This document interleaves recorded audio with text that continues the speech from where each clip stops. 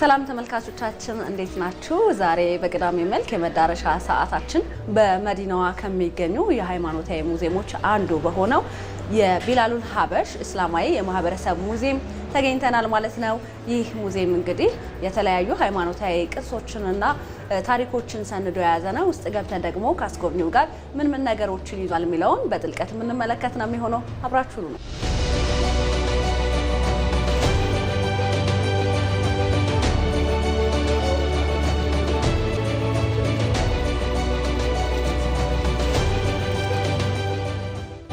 ሰላም እንዴት ነሽ? ደህና ነሽ? ሰላም ነው አለን። ስምህን እንተዋወቅ እስኪ። እሺ እንኳን ደህና መጣችሁ ብያለሁ። በቢላል ሙዚየም ስሜ አይደም መሐመድ ይባላል። በዚህ ሙዚየም ውስጥ ያው ላለፉት 8 ዓመት ያው ባለሙያው ሆኜ እየሰራሁ እገኛለሁ። መልካም። እንግዲህ ዛሬ ካንተ ጋር ስለ ሙዚየሙ ምን ጉዳዮችን ይዟል የሚለውን ዞር እያለን አብረን ቅኝት የምናደርግ ነው የሚሆነው። እስኪ ቢላሉል ሀበሽ መች ተመሰረተ ከሚለው ጀምሮ። ኦኬ፣ አመሰግናለሁ። ቢላሉል ሀበሽ የልማት መረዳጃ እድር ማለት ላለፉት 25 ዓመት ነው የተመሰረተው። ተቋሙ አጠቃላይ የሚሰራው የበጎ አድራጎት ስራ ነው። ሙዚየሙ ግን ደግሞ የተመሰረተው 2010 ጀምሮ አገልግሎት መስጠት ጀምሯል። መልካም። ጎብኚዎች እዚህ ሙዚየም ሲመጡ ምንድነው የሚያገኙት የሚለውን ደግሞ የነገርከን አብረን ቆይታ እናደርጋለን። እንደገባን የምናገኛቸው እንግዲህ መልእክቶች አሉና በብራና ነው የተጻፉት፣ በምንድን ነው የተጻፉት የሚለውን እስኪ ከሱን ጀምሮ። አዎ እንግዲህ ይሄ የምትመለከቸው በብራና ነው የተጻፈው። በሀገራችን ውስጥ ስናይ የኢትዮጵያ ዑለማዎች አባቶች፣ የክርስትና አባቶች ስናይ ትውልድን የሚያስተምሩት የነበሩ በብራና ጽሑፍ ነው።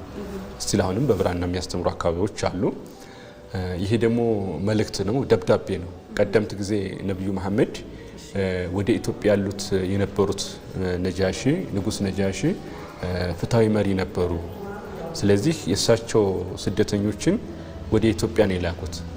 የመጀመሪያ ወደ ኢትዮጵያ ሲልኩ በዛን ጊዜ የተላከላቸው ደብዳቤ ነው። ይሄ ደግሞ መልእክቱ በብራና ነው የተጻፈው። በዛን ጊዜ የሚተላከው በብራና እንደሆነ ለማሳየት ነው ማለት። ከስር የምታያቸው መጽሐፎች የሀገራችን አባቶች እንግዲህ ትውልድ ላይ እውቀት ሲያስተምሩ የነበረው በእጅ እየጻፉ ነው። እንዲሆነው ቴክኖሎጂ አክሰስ ባልነበረበት ታይም በእጃቸው ቀለም አዘጋጅተው የተለያዩ እጽዋቶችን ጨምቀው በዛ መልኩ አዘጋጅተው ይህ ወረቀት ደግሞ ፓፒረስ ይባላል። ከጣሊያን ከግሪክ ብሎ ነው ወደ ኢትዮጵያ የሚገባውና ይህን ወረቀት ሲያገኙ በዚህ መልኩ እየጻፉ በርካታ የሀገር ትውልድ ሲታነጽበት የነበረ የጽሁፍ ሀብት ነው። እንግዲህ ለምሳሌ የቁርአን ተፍሲር አለ፣ ወደ 500 ዓመት ያስቆጠረ ነው። እንዲሁም ደግሞ ግራመር የሚባል አለ። የግራመር እውቀት እንግዲህ ኢትዮጵያ ውስጥ ቀደምት የሀገራችን አባቶች ያስተምሩ ነበረ። ወደ 421 ዓመት ያስቆጠረ ነው። እዚህ ጋር ደግሞ ወንጌል አለ። እንግዲህ በኦርቶዶክስ ተዋሕዶ ቤተክርስቲያን እንደሚታወቀው ትልልቅ ታዋቂ ወንጌሎች አሉ። ዮሐንስ ወንጌል አለ፣ ማቴዎስ ወንጌል አለ። ይህ እንግዲህ አንዱ ወንጌል ነው ማለት ነው። ወንጌልን ብቻ ሳይሆን በጎንም ውዳሴ ማርያም ያወራል። ለምሳሌ ፈጣሪን የሚዋደሱበት በፈጣሪ ዘንድ በተለይ በጾም ወቅት ፈጣሪ የሚሰጠውን ጽድቅ በረከት የሚያብራራ መጽሐፍ ሆኖ እናገኘዋለን። ውዳሴ ማርያም እንግዲህ ወንጌል ደግሞ ሕዝባቸውን የሚያስተምሩበት የሚያነጹበት አንዱ የእምነት ታሪካዊ መጽሐፍ ነው ማለት ነው። የተጻፈውም የዕብራይስጥ ጽሑፍ አለው። እድሜው ወደ 421 ዓመቱ ነው። በዛን ጊዜ ለአቡነ ተክለ ሃይማኖት አልሐበሺ ይላል አልኢትዮጵያዊ ብሎ ለእሳቸው ስጦታ ተበርክቶ እንደሆነ የሚያሳይ ትልቅ የሀገር ሀብት ትልቅ የጽሁፍ ሀብት ነው ማለት ነው። ባጭሩ የሚያሳይ በጣም ነው የገረመኝ። እንግዲህ እኔ ቢላሉል ሀበሽ የእስልምና ሙዚየም ሲባል የሃይማኖቱ አስተምሮ ብቻ የሚያዘው መጽሐፍት ብቻ የያዘ መስሎኝ ነበር። የኢትዮጵያ ኦርቶዶክስ ተዋሕዶ ቤተክርስቲያን ደግሞ የምትጠቀምበትን ወንጌል ይዟልና ይህ ደግሞ ለየት የሚያደርገው ነው። ስለዚህ ሁሉንም አካታች የሆነ ሙዚየም ነው ማለት እንችላለን ማለት ነው። የሙስሊም አባቶቻችን ወንድሞቻችን የሚጠቀሟቸው አልባሳት ናቸው። ስለነሱ ምትለኝ ነገር? አዎ እነዚህ እንግዲህ ቶፕ ላይ የሚታየው እንግዲህ አንዱ የእደ ጥበብ እውቀት ነው። እደ ጥበብ እንግዲህ በሀገራችን ውስጥ ሲታይ ከሽመና ስራ ጋር ተያይዞ በእጅ ከሚሰሩ ጥበብ አርት ጋር ተያይዞ ከፍተኛ ታሪክ ነው ያለው፣ ከፍተኛ እድሜ ነው ያለው ኢትዮጵያ ውስጥ። ለምሳሌ እንደምታየው ሀገራችን አካባቢ ላይ የኢትዮጵያን ባንዲራ የያዘ ኮፍያ ብዙ ጊዜ ሙስሊሞች ያደርጋሉና አንደኛ ይሄ ደግሞ የኢትዮጵያን በየሄዱበት አካባቢ የኢትዮጵያን የሚያስተዋውቁበት መንገድ ላይክ ብራንድ የተጠቀሙበት መንገድ ነው።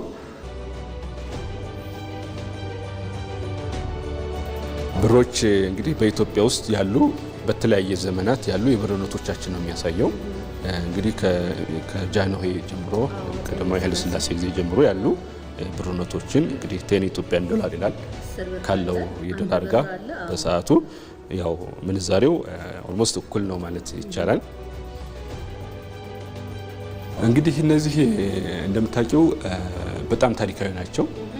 በሀገራችን ውስጥ በሽመና ስራ ላይ በጥበብ ስራ ላይ በእንደዚህ በጥልፍ ስራ ላይ ኢትዮጵያ ውስጥ የሚታወቁ ማህበረሰቦች አሉን። እኛ አያቶቻችን በየሀገሪቱ ክፍል ላይ በዚህ መልኩ ሰርተው ሲጠቀሟቸው የነበሩ ሲገለገሉባቸው የነበሩ ሀገረኛ የሆኑ እጅግ በጣም ከለርፉል የሆኑ መገለጫዎቻችን በተለይ ሙስሊሞችም የሚለብሷቸው አለባሳቶች ናቸው የሚለው ባህላዊ ሃይማኖታዊ ይዘቱን ጠብቀው ተለበሱ ያለው እሱን ለማሳየት ነው። መሐመድ ኢድሪስ ይላልና ከኛው ሀገር የተገናኘሽ እሳቸው እንግዲህ አቶ መሐመድ ኢድሪስ በኢትዮጵያ ጋዜጠኛና ሬዲዮ በጣም ታዋቂ ናቸው። የአርቲስት ብዙነሽ በቀለ ባለቤትም የነበሩ ናቸውና ዳልቲ አካባቢ ደግሞ ትምህርት ቤት የራሳቸው ትምህርት ቤት አላቸው። እሱ ትምህርት ቤት ለዚህ ለቢላሉል ሀበሽ ስጦታ ተበርክቷል። ቢላሉል ሀበሽ ያስተዳድረዋል። አቅመ ደካም ተማሪዎች እዛ አካባቢ ላይ ይማሩበታል ማለት ነው። ለዛ ነው። እቺ ደግሞ በጣም ታሪካዊ ናት። በኢትዮጵያ ክርስትናው ስናይ በሙስሊሙ ስናይ ገጠር ውጭው ያለ ገጠር ውስጥ እውቀት ሲተላለፍ የነበረው በዚህ መንገድ ነው። ለምሳሌ ሸሁ ውስጥ ይቀመጣሉ። ደረሳዎች ወይም ደግሞ ተማሪዎች ወይም የቆሎ ተማሪዎች እዚህ ይቀመጡና ቁርአን ፊደል ከመማር ጀምሮ አጠቃላይ ያሉ እውቀቶችን በዚህ መልኩ ነው ሲማሩ የነበረው። በዚህ ያሉ አባቶች የተማሩት በዚች ኸለዋ በዚች ዛውያ በዚች ዩኒቨርሲቲ ነገር ግን ደግሞ ዓለም አቀፍ ናቸው። እነዚህ ሀገራችን ኢትዮጵያ በሄዱበት አካባቢ ኢትዮጵያ ሲያስጠሩ የነበሩ የሀገር ባለውለታ ናቸው ማለት ነው።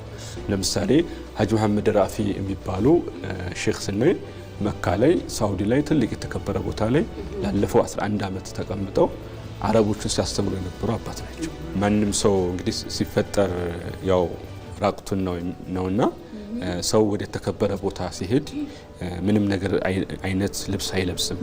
ምሳሌ መካ ሐጅ ሲከድ ይችን ለብሶ ነው በቃ የተከበረ ቦታ ላይ ሄዶ ፈጣሪን የሚለምነው ዱዓ የሚያደርገው ጸሎት የሚያደርገው ያው በዚህ መልኩ ነው ሲል አሁንም ድረስ የሚደረገው የሚለውን ሐጅ ወይም ደግሞ ኡምራ የሚባለውን አለባበስ ስርዓት ለማሳየት ነው። እዚህ እንግዲህ በተለያየ ሀገሪቱ ክፍል ያሉ የንጉስ የነበሩ እንግዲህ ለምሳሌ አባ ጅፋር ስናይ በጣም በጅማ አካባቢ ላይ የሚታወቁ ናቸው።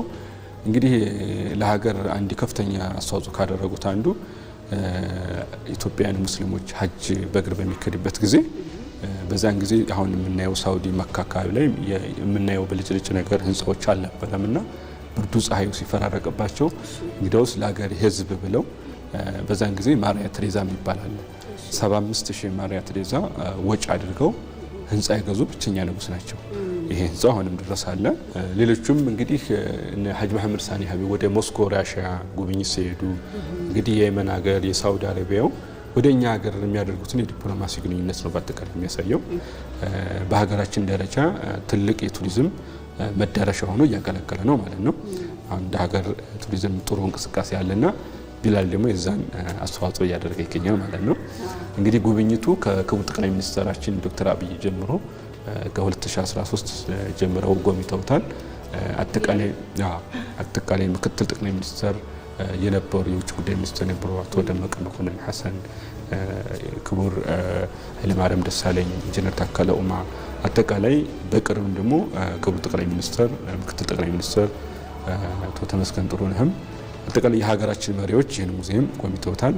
የሰጧቸውን አስተያየቶች አሉ ማለት ነው። በአጠቃላይ የቱሪዝም ዘርፉን በማነቃቃት በኩል ኢትዮጵያ የት ነበረች አሁንስ የት ነው ያለችው የሚለውን በደንብ የሚያሳይ ነው። ባህላችንን ማንነታችንን በደንብ የሚገለጽበት ሙዚየም ሆኖ አግኝቼዋለሁ። የእስልምና አስተምህሮንም ብቻ ሳይሆን ደግሞ እንደዚሁም የኢትዮጵያ ኦርቶዶክስ ተዋሕዶ ቤተክርስቲያን እምነት ምንድን ነው የሚለውንም በጥቂቱ ለመዳሰስ የተሞከረበትም ይሄ አካታችነትንና አንድነትን ለማምጣት የተደረገው ጥረት የሚያሳይ ነው። በጣም ነው የማመሰግነው። እኔ አመሰግናለሁ በጣም። እሺ ነው ሁላችን እንግዲህ ተመልካቾቻችን የቢላሉል ሀበሽ ሙዚየም የሃይማኖታዊ ሙዚየም ማለት ነው በርካታ ነገሮችን በአንድ ላይ አቅፎ የያዘ ነው። ይህንን ሙዚየም እንግዲህ የተለያዩ የሃይማኖት አባቶች፣ የውጭ ሀገር ጎብኚዎች እንደዚሁም ደግሞ ከፍተኛ የመንግስት የስራ ኃላፊዎችም ጎብኝተውታል። በጉብኝታችን ብዙ ነገር አግኝታችኋል ብለን እናስባለን። እናንተም እንግዲህ ልጆቻችሁን ቤተሰቦቻችሁን ይዛችሁ ደግሞ መታችሁ በአካል ተገኝታችሁ ብትጎበኙት ብዙ ነገር ታተርፉበታላችሁ ብለን እናስባለን። በዛሬ በቅዳሜ መልክ ዝግጅታችን እንግዲህ ለመዳረሻ ያሰብነው እዚሁ አዲስ አበባ የሚገኘው የቢላሉል ሀበሽ ሙዚየም ነበረ። ቅኝቴን በዚህ ጨርሻለሁ።